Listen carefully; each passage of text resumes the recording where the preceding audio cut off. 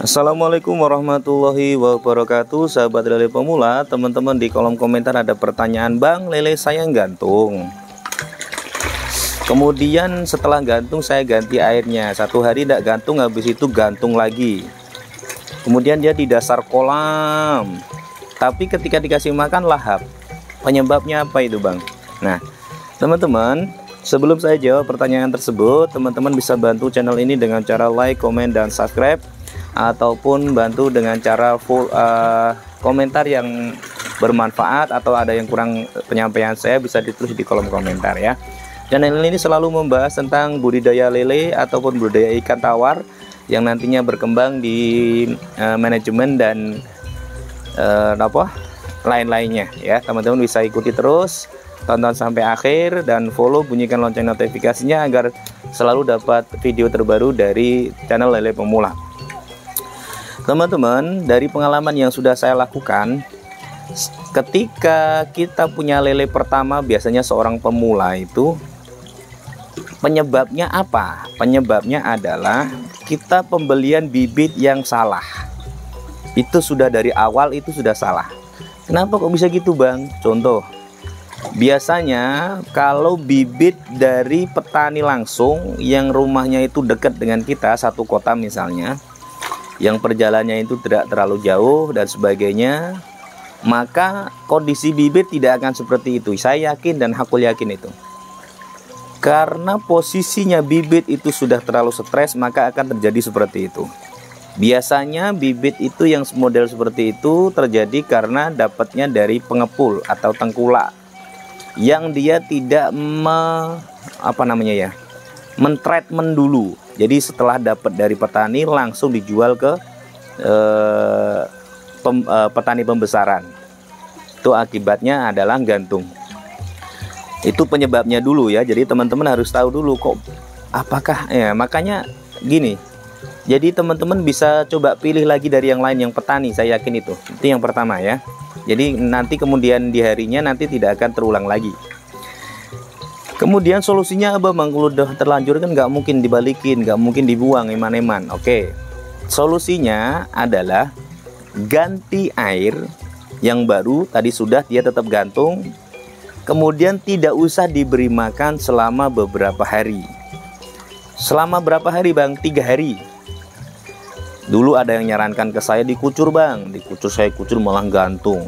Kemudian diganti airnya, Bang, diganti airnya juga malah gantung dan sebagainya. Maka kemudian apa yang saya lakukan? Saya lakukan adalah saya puasakan dia. 3 hari saya puasakan.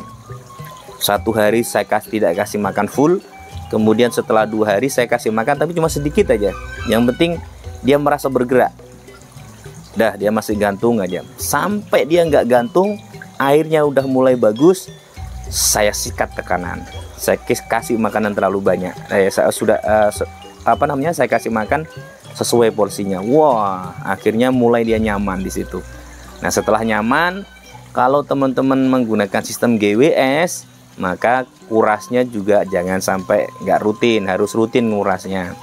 Kalau menggunakan sistem kocor seperti ini, itu lebih gampang. Setelah dia hijau, setelah dia nyaman, kocor kecil-kecil, airnya kecil saja, tidak usah lebar-lebar atau banyak-banyak ya. Itu adalah penanganan ketika teman-teman punya lele yang gantung seperti itu. Jadi diantisipasi awalnya pembelian bibitnya dulu.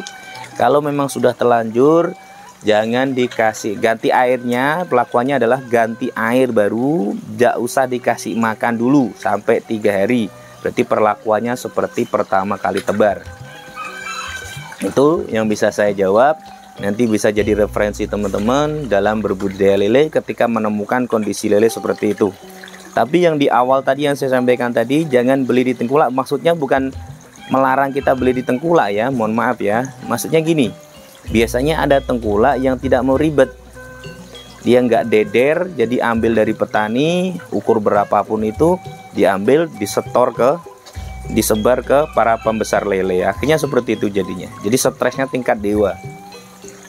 Kenapa saya bilang stresnya tingkat dewa? Karena udah dari petani udah diobok-obok, dihitung, kemudian dimasukin, tidak ditreatment sama si pendeder, langsung dikasihkan ke petani pembesaran. Wah, ya repot petani pembesarannya ya. Makanya itu yang perlu diwaspadai. Kalau memang ada petani di situ, kita beli langsung di petani, itu lebih bagus.